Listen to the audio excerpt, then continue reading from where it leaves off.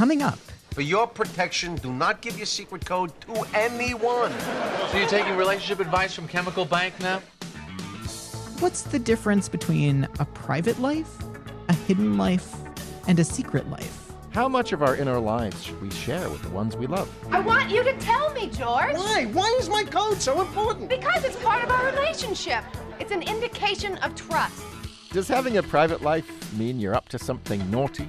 Can't your private life just be boring? Why does everything have to be us? Is there no me left? Why can't there be some things just for me? Is that so selfish? Actually, that's the definition of selfish. Privacy has kind of public goods that radiate to the rest of us, not the one in private. Our guest is Lowry Presley, author of The Right to Oblivion, Privacy and the Good Life. There's all kinds of ways of describing concealment.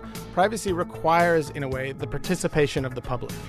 Private lives. Coming up on Philosophy Talk.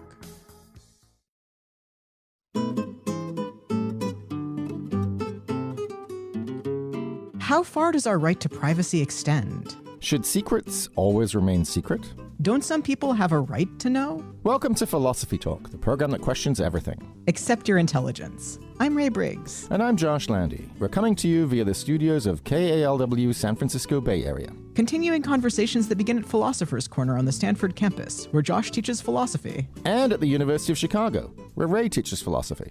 Today, we're thinking about private lives. What private lives, Ray? I mean, look, between companies stealing our data and people sharing every detail of their lives on social media, privacy's pretty much dead. Well, not everyone's on social media. And hey, people who choose to post there are giving up their information freely.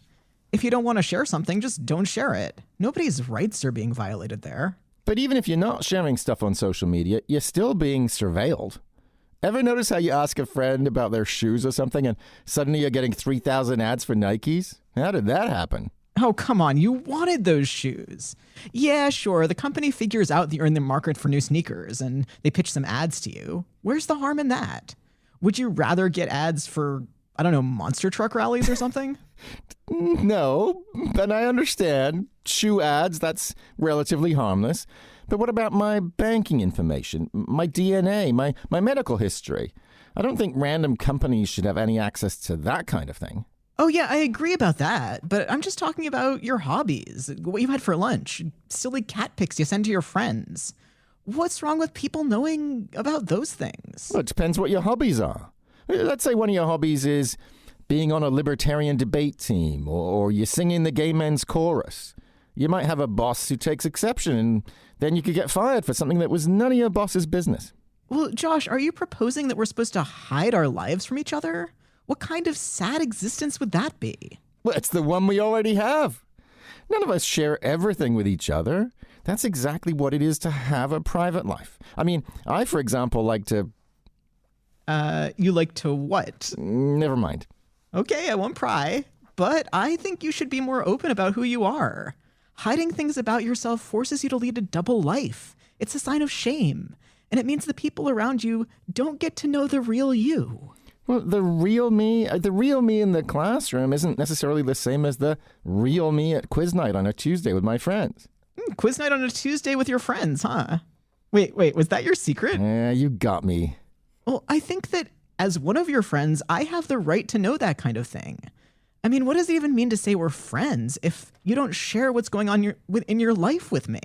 Well, maybe I should tell you about my pub quiz hobby, but I don't need to tell the world. And even among friends, there's such a thing as TMI, isn't there? Nietzsche put it really well. Once and for all, there's a great deal I do not want to know. Wisdom sets bounds even to knowledge. Look, I just don't see how knowledge can be a bad thing between people who care about each other. I mean, the better we know each other, the better everything is. Okay, great, Ray. Let me tell you all about the 3-hour faculty meeting I was just at. Oh, okay, that is too much information. But seriously, Simone Weil says we need to know the other person just as they are in all their truth. I still think some things should be kept to ourselves. Well, I still don't agree, but I bet our guests will have things to say about that. It's Lowry Presley, author of The Right to Oblivion, Privacy and the Good Life. But first, we wonder what difference it makes to be surrounded by cameras, whether on our own computers or out in the world. So we sent our roving philosophical reporter, Sarah Lai Sterland, to find out. She files this report. I don't know if you guys should be talking so loud. No, Lisa, it's not like the government is listening to everybody's conversation.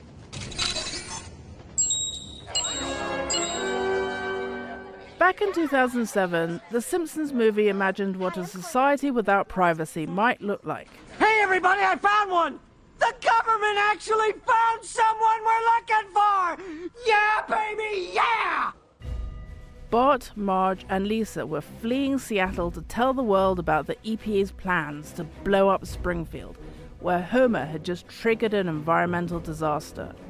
The scene ends with the federal government arresting them. The NSA was able to track them down because they were eavesdropping on everyone. But the scenario isn't just a gag in a sitcom. These days, the NSA amounts to only a sliver of all kinds of spying going on as our electronic devices record more and more information. We do live in a world where technology is infused in our lives and in which there's just more data being collected about us than ever before, and we have very little control because there are very weak laws in the United States that are protecting privacy. Kashmir Hill is a technology reporter at the New York Times. She investigates our, quote, digital exhaust, which is what she calls all the data generated by our daily activities. Hill's work exposes how companies manipulate information they've gathered so that they can make judgments about us, often without our input or consent. For example, her 2023 book, Your Face Belongs to Us, tells the story of a facial recognition startup that builds massive databases of millions of people's biometric facial information gleaned from photos on the internet. The ACLU found that its activities violated an Illinois privacy law. If we let technology determine what society looks like, we will live in a world where we would not have privacy or anonymity in public anymore. A world in which the internet would always follow you around and you would never be able to escape your history. It would all be tied directly to your face.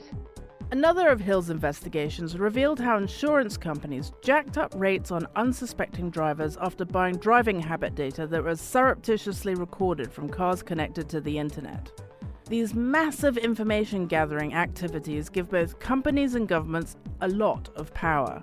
Ultimately, why are they gathering the information? It could be something like, okay, we just want to deliver ads to people. We want to get people to buy stuff, or we want to induce people to do things.